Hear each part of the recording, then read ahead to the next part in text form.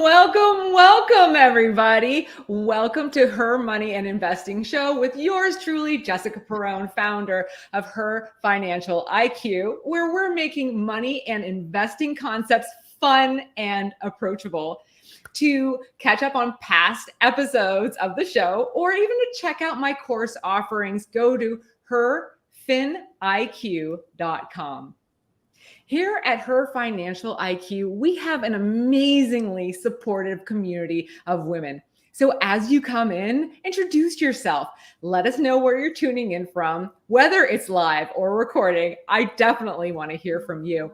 And feel free to ask questions during the broadcast. I do my best to weave it into the conversation, and it's always fun to hear from you guys. I also want to know how I'm doing and if there are any personal finance or investing topics that you would like to know more about. Well, for today's topic, we have extreme budget makeovers. And I've been thinking a lot about this as we've had super warm weather here in New Jersey. And I think a lot of you are thinking about summer and getting into those bathing suits. And I think that some of you are even considering a little bit more exercise and dieting some more. And this sort of brought up the diet that I'm on for health purposes. So what I've done is I've actually cut out gluten, dairy, yes, and sugar. Let me tell you, in the beginning, it was really, really hard. And those people that know me know I love my bread and butter. Yes, I love my butter with a little bit of bread. Like, seriously. And if you love your bread and butter, put it in the chat. Let me know how much, proportion you have out there. But there was actually an unintended benefit, financial benefit of going on this diet. And even though I'm spending more at the grocery store, I found that I was saving in other places. And two of the top places that I was saving is, drumroll, one, alcohol consumption, because there is so much sugar in alcohol. I rarely drink anymore. So alcohol is marked up considerably at bars and restaurants, and going out, I'll have like a seltzer or a water. I know, how boring, but I have enough personality that I don't necessarily need to have alcohol and still have a good time. But it's amazing how much money you can save from not drinking. The other unintended financial benefit is that because I'm on such a strict diet, I'm eating out less. Yes, and eating out is expensive. So I'm eating at home a lot more, and I'm cooking a lot more and researching more recipes and working more on my food, which leads less time for impulsive spending. Not that I have a lot of impulsive spending, but on impulsive spending. So this whole concept of diet had me thinking about spending diets to help achieve either, debt payoff goals or even investing goals. And also the concept of saving sprees to help accelerate that. So what are these? What is a spending diet or a saving spree? Well, a spending diet is where you put yourself on a tighter budget for a specific amount of time to reach a particular financial goal. And a saving spree is where you get very creative and focused on finding ways to save extra money to reach a specific financial goal. It's a great way to get in the habit of saving money, but it can also be fun. So I thought about these concepts and I knew exactly who I wanted to have on the show today. And today I have a very, very special and beautiful guest, Francesca Johnson, founder and budget stylist at Budget Formula. She is a former student who is a spending diet and saving spree expert. her story and extreme budgeting method will inspire you to get in great financial shape with an extreme budget makeover. Welcome, Francesca. Thank you so much for being here today. Thank you for having me. As you know, we're talking extreme budget makeover, and I'm pretty frugal. But when you were a student, I was impressed with how you save with intention. Yeah. How did you become such an extreme saver? Well, my story hasn't always been, an extreme saver. So, I'll start off with, of course, in my 20s, I was definitely a huge shopper. I've opened almost every credit card then, especially when you're in your 20s and you're in college. And so by the time I reached my 30s, I already had like 13 credit cards in total, and I enjoyed getting my deals on shoes and clothes and knowing when to wait for those end of sales or end of season of sales to do a lot of my shopping and get great deals. But again, reality starts to, set in. And then, once you move out and start paying rent, you're like, oh, then you realize all those bad choices that you made. And that, now all you can afford is the minimum payments on those credit cards. And then the balances don't seem to be, going down. And believe me, I went through my trials and tribulations in life while trying to pay off credit card debt and student loans. I know that's what everyone has out there. And then including with that, I went through a period where I didn't have a job for 7 months and not making an income. So as you can imagine, it wasn't the best time in my life, not landing a job or not, and then your credit takes a nosedive when you start, falling behind on your bills. But luckily I had my family support, while I got back on my feet. So everything kind of took a turn for the better. And when I finally landed a job, I was able to pay off my debt. And after a few years of working on, paying off my debt, I was able to pay down or pay off one of my student loans and 9 credit cards. And after, going through that financial turmoil, you kind of realize the value of money and what it means to be a little bit more budget conscious. So like the last time I purchased a pair of shoes was last year in April. I did eventually relocate to San Diego, California. And I feel that, that's kind of when my extreme budget methods kind of really started. I kind of did have some extreme budget methods that I was doing a bit before, but since relocating to San Diego, it kind of tested my resiliency and perseverance to learn how to find ways to do without certain things. And then that's when I started using my methods of also finding sales on my grocery items as well. So even grocery items? Even grocery items. Oh my goodness. I'm okay. And I know that we are going to investigate that a little bit later, yes. But it's really sort of, how do you sort of look at needs versus wants? Because that's part of your current extreme budgeting method right now. So like you're extreme, like someone might say, oh, my need is Starbucks. And it's like, oh no, it's like, you can like cut that out and you can like brew and reuse your coffee grinds, right? Like, that type of like extreme, but like, so how do you sort of go through what your needs and wants are? You kind of figure out, what you can do without for the longest. It might be the extreme. So like for me, living in San Diego without a car was probably the extreme thing. Like when you talk to people who were like, how do you live without a car? I did it for 8 months.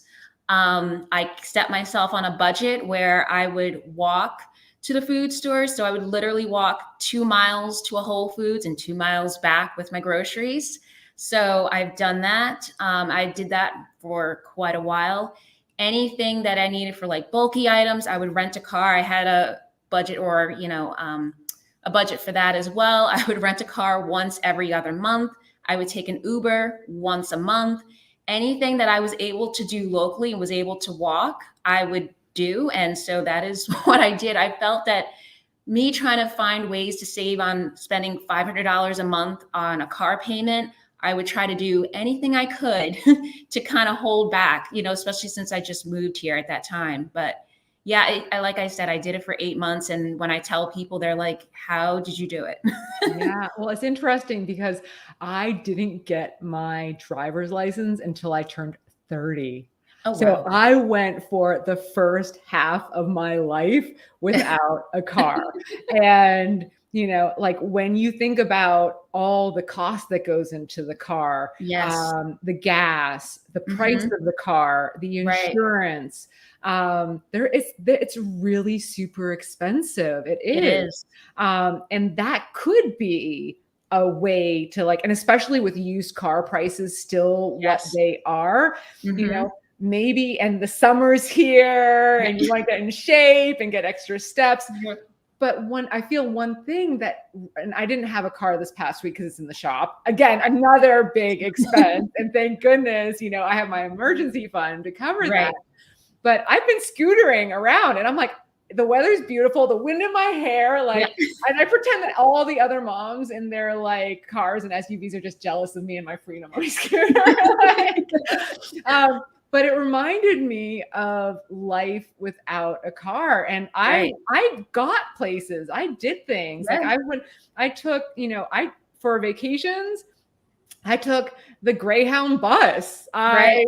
I knew exactly where the local bus system went. Yes, you have to Right. budget for time. Like you said, like walking 2 miles each way, you really have to budget for the time. Right.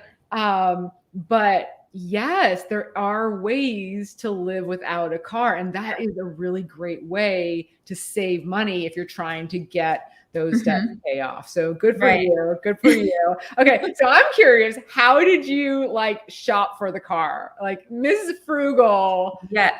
This I know. is sort of curious for me, especially at a market high Right. for cars. Right. What did you do? How did you go through this method? So I did look at used cars, but again, with the price of inflation and everything else, me moving out to a city, not knowing anyone, not knowing any mechanics and things like that. But the prices of the used cars just kind of deterred me away from buying them because it was close to buying a brand new car. And I mean, me being as a woman in a city that I don't know anyone, I'm like, I don't have, I don't really want the car to break down on me. And then I don't know what to do. And it's sitting in my parking garage and I'm trying to find a mechanic who's not going to pull the wool over my eyes, trying to fix Yeah. the car. So those are just some of the things I had to think about. I did go into, budgeting of what I wanted to spend. I knew I didn't want to spend over a certain amount. I didn't want to go over 30,000. Another thing was I did go through my employee benefits. So sometimes your employer will have partnerships with different vendors or manufacturers to give their employees benefits. So I looked to see what car manufacturers they had that you can get discounts for. So I found one and it was only $500, but it was something. That's something. So Yes. I used that to go to the dealership and like, this is what I want. And I mean, I had to go through my needs and wants. I was like, I only need these 3 things and everything else is a luxury. I just need a vehicle to get from point A to point B. And that was it. Yes. So, So you even went through your needs and wants oh when you were yes. looking at the car. Yep. Because they were like, well, if you get this vehicle, and I think the only difference was, I think it was something electronically within the car. I was like, I don't really need that. I'll use the old school way of using, I think it was some of the blind spots with the mirrors. I was like, at one point we all didn't have that. So I was like, I think I can do without that one. So yeah, it's just certain things you got to think about. But yeah, I thought about my needs and wants of the vehicle as well when I was there as well, just to make sure I saved on cost. That is amazing. I love listening to your thought process and your investigative skills. Right. I'm floored that at one time you had 13 credit cards. Yeah. How did you figure out how to pay down that debt? I know there's like the snowball method. I know there's the avalanche, Right. method. How did you sort of figure out how you wanted to pay down your debt?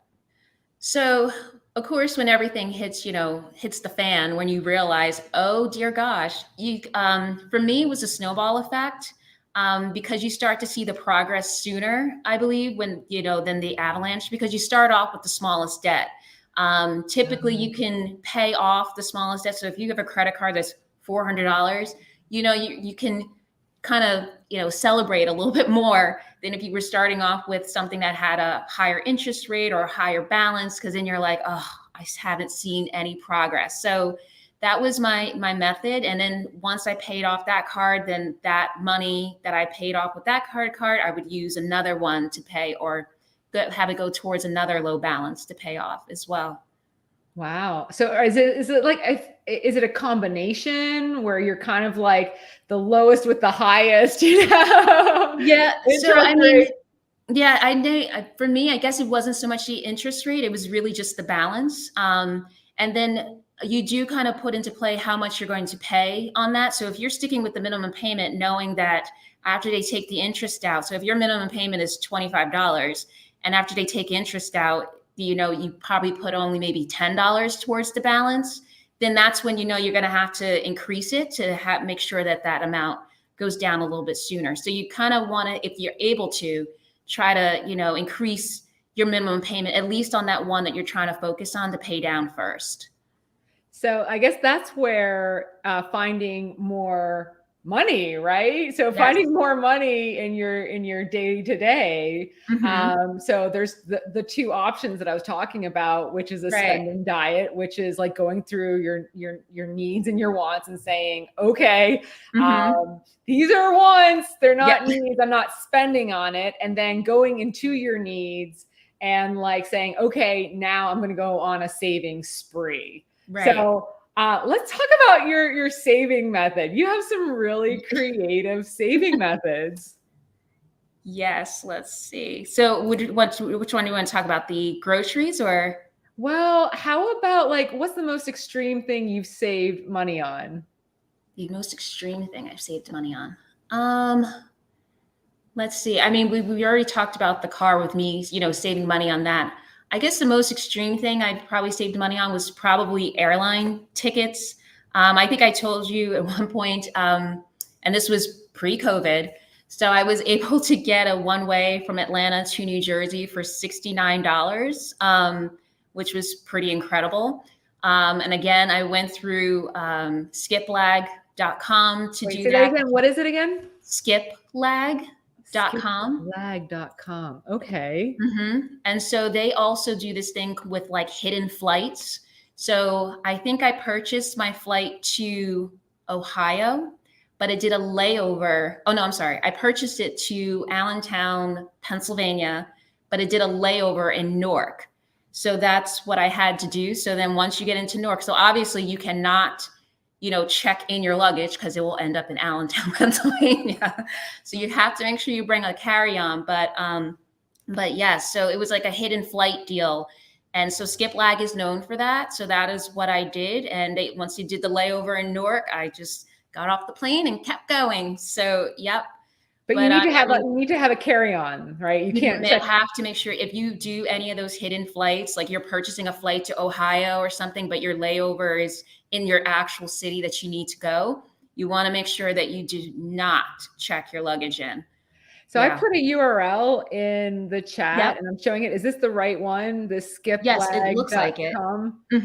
Okay, great. So, and it looks like Skiplag actually has flights, hotels, cars. Yeah, they just started adding on all these other benefits because before it was just flights. And my mother was the one that kind of caught me onto this. I didn't even know anything about it. And I think it all started because they had some lawsuit, or at least I think it was United Airlines was trying to sue them for things that other airlines do with the whole hidden flight thing. So they didn't win. I mean, so Skiplag won, obviously.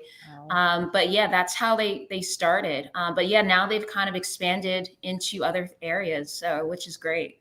That's awesome. Yeah. Well, thank you so much for that tip. Look, she has so many tips. And at the end, we're going to figure out how you can get in touch with Francesca to do your own budget styling with the lovely lady. Okay, so let's talk about those top 5 ways to save on groceries, because everyone's, you know, feeling it at the grocery store with inflation and it hitting their budgets. So tell me about like your top 5 ways to save on groceries. Sure. So for me, I do this quite often. I always do a search on the item that I'm going to be purchasing. So for example, if I'm going to be purchasing flax seeds, I will go on Google and just search flax seeds near me, or you can do flax seeds in your zip code. So whatever your zip code is, you could say flax seeds in zip code 07069 or whatever your zip code might be. And then Google will show you the prices of the items in select stores that are near you, including Amazon or any other online realtors. Another thing is to check the websites of the stores that you purchase from and look up their prices. So I know that some of the stores that I shop in, I can do that search on Google and they will not pop up. But if I go on their website, because now grocery stores have it where they kind of do the shopping for you, so you can buy the items online and then pick them up later. So even if you didn't want to choose that option, you still just want to look up what the prices are so you can kind of compare, and then you can see what things are on sale and what are not on sale, depending on the different stores you go through. Another thing is definitely viewing those weekly ads online on the, for the stores that you shop in, because again, you can find deals, whether it's on fresh produce or any of the other things that you might buy. Another one is to make sure you sign up for accounts, whether it's an app or on their website, so you can get those digital coupons or kind of collect earnings. So I know, for example, I use my Target app all the time when I go through Target. And each time I shop, I'm collecting or earning Target Circle money. And that appears on your app. So then once I hit like usually over $5, that's when I'll, turn the little slide button on to make sure that the next time I go in, that it will calculate or pop up when I do my shopping at the register. So that way I can save that $5 or $7 on my whole grocery list there. Another one is to kind of review and compare prices and number of ounces of what you're getting to see if you're getting a good deal. So sometimes I probably go to the extreme with this. I will sometimes get my calculator out on my cell phone to calculate the price per ounce. You don't have to go that far. I know, for example, for one instance, sometimes you'll, jump to buying the biggest item that's for sale. But then when you look at and compare, maybe the quantity of, the item that's smaller or has a few less in the bag, sometimes buying that smaller bag might end up being a better deal, and you could buy 2 of them for close to the price of that big one. So for example, I was buying dishwasher pods in one of the stores, and I was about to go for the bigger one, the bigger bag that was on sale. But then when I looked closer, I can get 2 bags of the smaller one for like maybe 50 cents more than what the sale price was for the larger one. So at the end of the day, I'm like, I didn't need the larger one, and it saved me $3 from having to spend on the larger bag, and knowing that even after that sale is over with, I'd still end up at a better deal with getting 2 bags of the smaller one of the dishwasher pods than getting the larger one. I do that as well. I do that in the grocery store. I'm always looking at the label. I'm always looking at the price per ounce or per piece. And you can even do that on Amazon too. When you do the searches, it will show you the unit price as well. Oh, so nice. I love that. But going back to your apps, 2 of my favorite cashback apps, not like necessarily cashback apps, but definitely CVS. I always have cash back on CVS. I love that app. For whatever reason, I find there's a CVS in town, so I find myself there a lot more than Target. And I find that I'm always like going through those coupons and the cash back there. My other favorite money saving membership, or I guess the membership or whatever it is DSW. I know that like you're with your shoe thing. We haven't even gone to your shoe story. No. Oh my goodness. I think that's where we go after groceries. We go to shoes. Okay. Because Francesca is like me. I have a shoe thing too, but I will not I will not spend money on shoes. And that's why I love DSW. And I also have really big feet. So it's hard for me to find shoes. And that's the other reason why I like DSW. But you can actually take old pairs of shoes, one old pair of shoes a week to DSW and donate them and get points credited to your points account. So I drive around with a basket of old shoes in the back of my car, and I make a beeline every week and drop a pair off so I can get my points so that I can get my free pair of shoes. Nice. Yeah. So I thought you might like that one. Yes, I do. But yes, I love that too. And the other like weird thing, thing I think about is that I also get my kids' shoes there. Right. And with the point system, and then I get me free shoes. I don't know how that I don't know how that logic goes through in my head, but sort of like that's the way I think too. I'm like, oh, I got myself a free pair of shoes by just buying my kids' shoes there. But I have to convince them, right, that it's cool, especially since they stopped carrying Nikes for whatever reason. I don't know. But got it. Yeah. So yes, those are two of my little favorite like tricks that I do for my little things. So yeah. So, okay. So we were talking about quantity for groceries. We were talking about apps for groceries. We talked about searches for groceries. Do you have any more tips? Let's see. And I think the last one is just don't limit yourself to shop at one grocery store if you have options. If you have options, definitely use them. That includes getting a membership at a wholesale club, like Sam's Club or BJ's or Costco.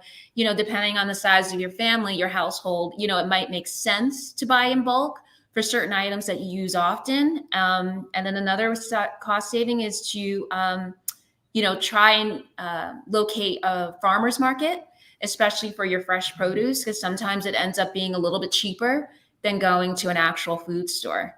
That's brilliant. That's brilliant. And I also have one more, thing that came to mind is brand loyalty, not have brand loyalty. Right? Because when you have brand loyalty, sometimes you are sort of bottlenecked into the price that you're paying for that.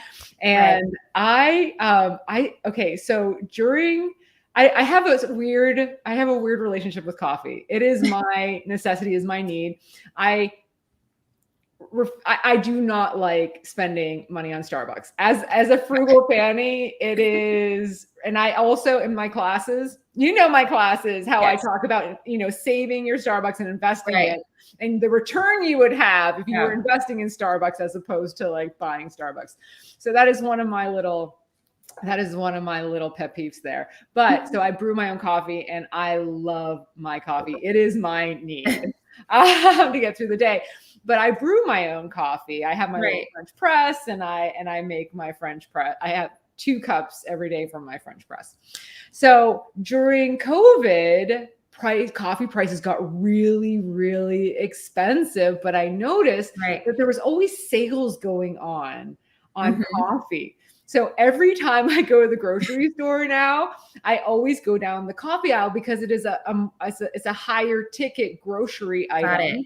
And whenever I see something on sale, regardless of the brand, I will pick up a bag or 2. Right. So is there any like a time that you're like, oh, you kind of like know what those big ticket items are and you kind of always look to see if they're on sale? Do you have any of those that sort of come to mind? Yeah, I mean, for me, I guess because I'm a vegan and I eat at home a lot. So for me, it's always usually like medjool dates because they're usually more expensive than some of the other dates. So when I see them go on sale on Costco, I'm like, ooh, yes. And sometimes I will get more than one. So, that and paper towels, I will buy them in bulk when I go to Costco, or like the Cottonelle wipes or things like that, because it can be expensive. So that's why there's certain things that I do buy in bulk because it makes sense than me going to the grocery store and getting half of that for close to the same price of what I'd be paying for in Costco. So yeah, those are usually my things. And like frozen vegetables, especially like the big bags of frozen vegetables, is what I usually try to go for, try to see if they're on sale. They don't usually go on sale, but I try. Well, another thing I do is like seasonal fruits and Yes. freezing. So, for Hmm. example, if I see blueberries on sale, I'll buy a Right. bunch of blueberries and I'll freeze them, especially in the Hmm. spring, and they make for great smoothies all summer Right. long. And same with strawberries, same with a Hmm. lot of different types of fruit out there. You'll even Right. see pineapples on sale at certain time, Grapes. and you can Yep. just grab a bunch. Again, it takes time. It takes Right. time. It takes effort Oh, to yes. go and do it, but you can save Hey, considerably. yes, no, definitely. Definitely. No, I have to agree with that one. So, like, I know that we were gonna go to big ticket items, but we have to like bring people in on this shoe thing. Like tell us how extreme Oh, your dear. shoe habit was. Okay, like for real, you guys, listen up to this one. So, yeah, I guess, okay. So, yeah, I mean, I would travel all the way to Staten Island at one point to find my shoes. So, yeah, I would go all over to find shoes, even if that meant me going to Pennsylvania. I'm like, I Wait, found how are these you shoes. finding these shoes? I mean, like for I what do. kind of It's shoes? You always got Google. back It's up. always a Google search, to find them. Or even sometimes you'll go to the store, you'll be in Macy's, or I know Lord and Taylor's. I know Lord and Taylor's are no longer there, but you would go to one of those department stores and you would ask them, what other store has this shoe? And so they would print out the whole receipt and tell you which store had the shoe and how many quantity. So I would be on the phone calling each of those stores that I can drive to if it took an hour to find out if they had those shoes. And so it's extreme. And then I Wait, for a used to saving or just for the shoe? Like just tell for us the how you. shoe, just for the shoe. But then when it came to the savings, yes, I was definitely all coupons, going to the clearance and finding whatever I could. Because I always wait to the end of the season. I never buy anything at the beginning of the season or in the middle. You always wait to the end because that's when the deals are really good because they're starting to kind of get that stuff out of the store and go for the next season. So I usually wait to the end of the season. So I think, yeah, there was an Escada jacket that I really loved. It was over $700. I was like, I am not spending over 700. So I waited and I was like, if it's going to be there, then that means it's meant for me. So I waited to the end of the season and that jacket went down to like less than $200. I was, yes, with all the savings and coupons and everything, like you were able to use a coupon on that. So I was like, oh, yes, we can do this now. So yeah, I usually wait until the end. And then, like, when it came to shoes, to remind myself of how much I saved, I used to tape my receipts inside my shoe boxes so I can lift up the lid and be like, oh my gosh, this is how much I saved on these shoes. So I deserve them. So, yeah, it was a bit extreme, Oh my gosh, a bit that is extreme. But yes, funny. I did it. And I was like, this is a huge obsession. Okay, how many pairs of shoes did you have at one time? Oh boy. I would have to say it was probably over 80, but I had a boss who was a male and he had more shoes than that. So, yeah, at one point it was probably over 80. And then there was a woman that worked at my mother's job and she would always ask my mother, does your daughter have any shoes that she can give away? And believe me, I would give her at least probably 10 pair and then I would restock, back up.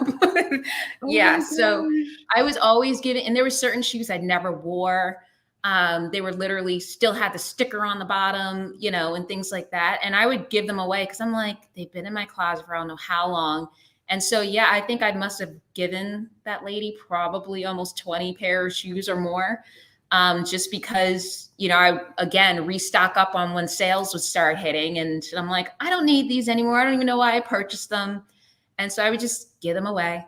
Oh my goodness, that is crazy. Okay, so Yeah. the fact that you haven't bought a pair of shoes in a year, Yes, I that's know. extreme. That's It is. extreme. It is. It is extreme. And my mother's like, don't you want to buy? I'm like, I don't know if for some reason, I don't know if my interest has changed or I just haven't found anything. Because I know right now since I work from home, it's just like, do I really need to buy shoes right now? I have so many pair that I haven't worn yet. I mean, maybe I can hold off. So I think that's probably wise because I don't go to work or, outside of my home every day. So that's probably why I don't have an interest right now in buying shoes too much, the way I used to. Because I mean, I would enjoy, wearing my new pair of shoes to work. So yeah. That is awesome. Well, I also like the other reason why I had a shoe fetish, well, not necessarily a fetish, but a thing for shoes. Like that was Right. the thing that I spent money on, was because, working in New York City, I was like Yes. the 12 princesses that dance all night. I was like running through these heels like every Yes. month, like literally wearing through the soles and the heels. Soles. And so I needed new shoes. No, I But with hear you. such big feet, it was hard to find them. So I had to like go constantly when I saw them. I'm like, oh, I have to like buy a bunch, because you never knew when they'd Right. have it in such a large size. So True. I feel like that's why I got on my shoe kick. So like, do you have any tips on like big ticket items? We talked about like shoes and we talked about groceries, but what about Right. some like tips on big ticket items? Got it. Yes. So again, like I said, try to purchase items to or end of the season. That could be for clothing or anything like that. Because I mean, there are designer brands. I know some of them are not going to go on sale, but there's certain things that you can look out for that's seasonal, that can help save you money.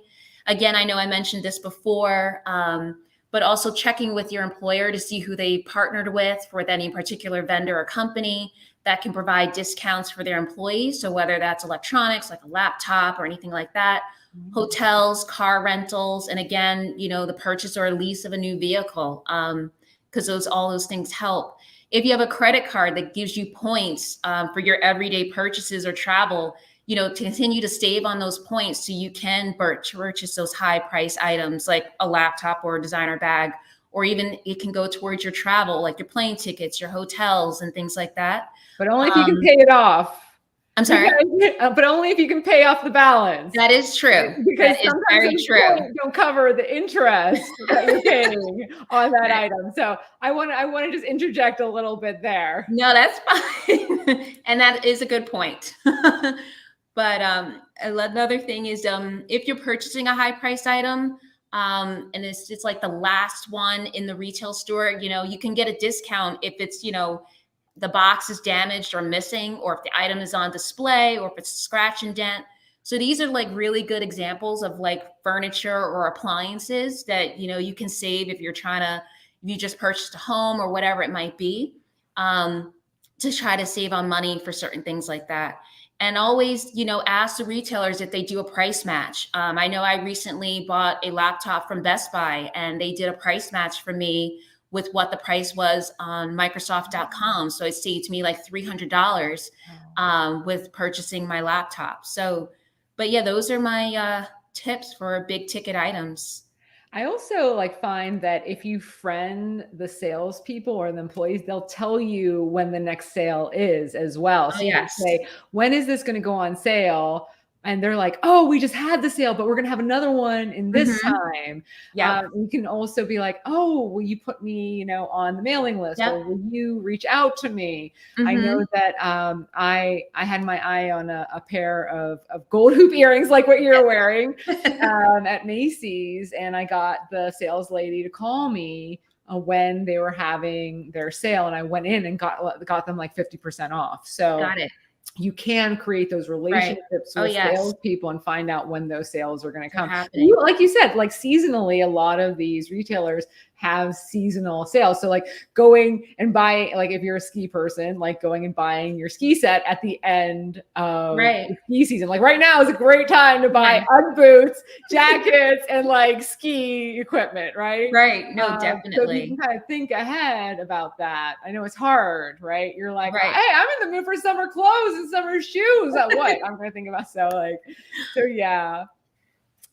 So we have been talking for 40 minutes. I can't believe it. Time flies when you're having fun.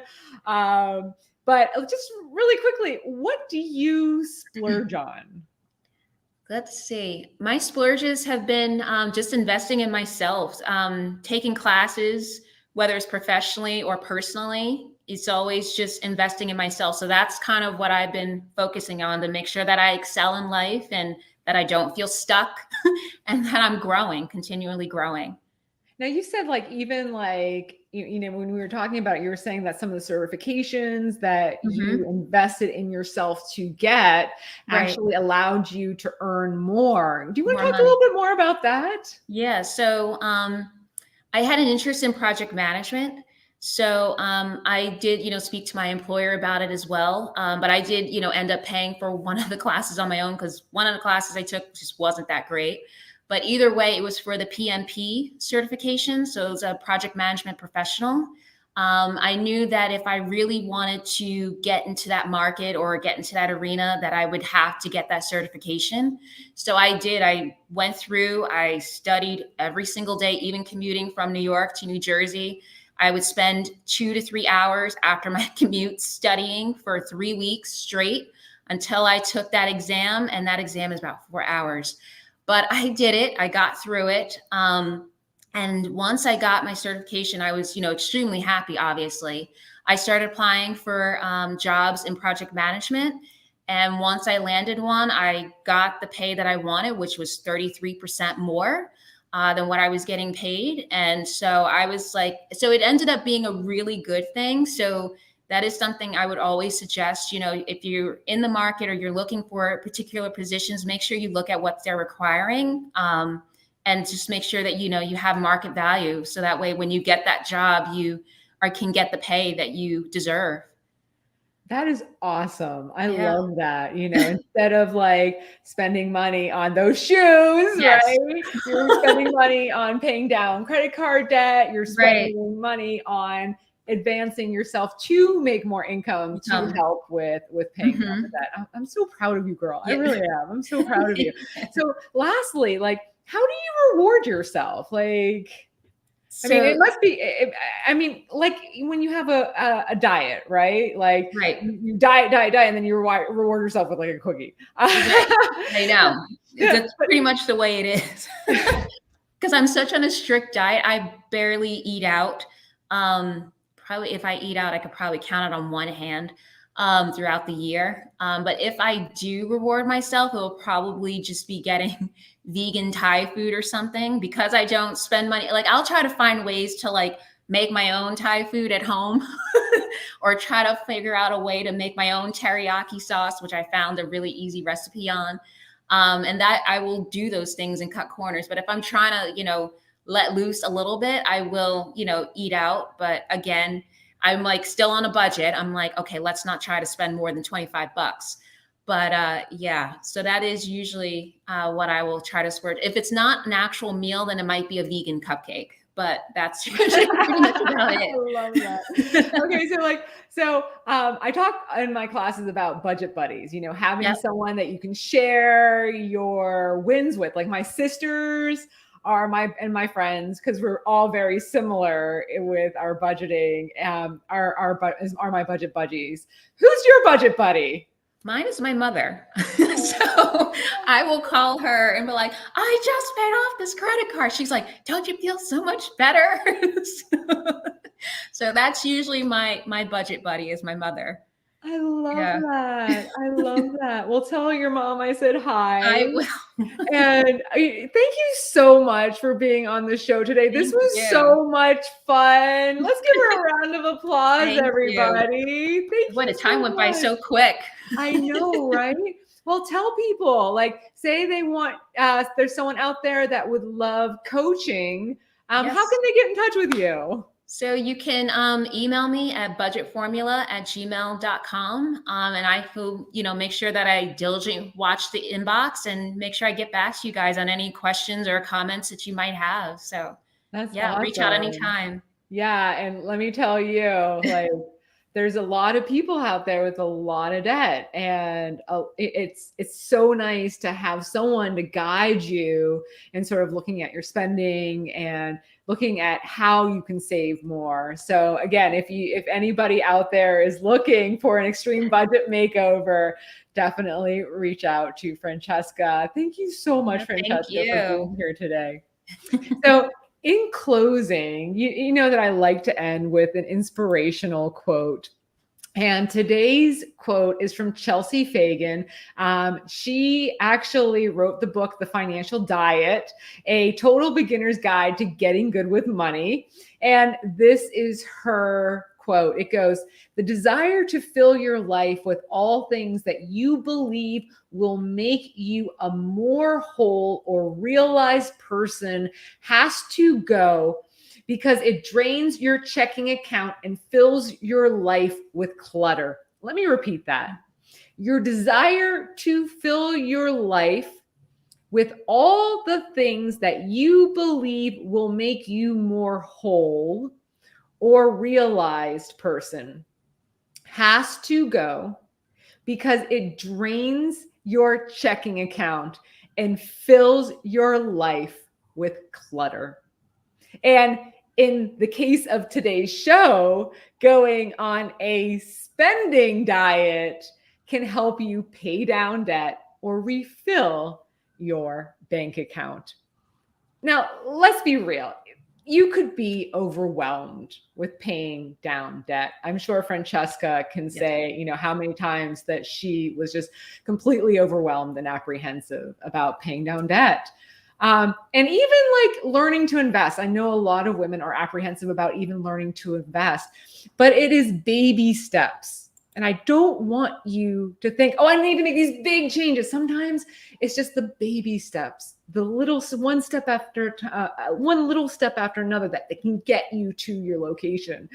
And you can do it. You really can. And you're doing it with your very first baby step just by being here today. In closing, I'm amazed at this community we are building here at HerFinIQ of women committed to financial health, growth, and freedom. Our next show is going to be April 27th. We're going to be talking about elevating your personal valuation with special guest Wendy Schultz. She is the authenticity coach. Francesca, I think you're going to want to watch this one too. Okay. I think you're really going to love it. And should you wish to take your money and investing journey outside the show, check out my personal finance and investing classes at HerFinIQ.com. Sign up for my mailing list to be notified of upcoming shows, interviews, panels, workshops, and of course, follow me on social media. That handle is at HerFinIQ, which you see underneath my video today. I'm Jessica Perrone, founder of Her Financial IQ. You've been watching the Her Money and Investing Show.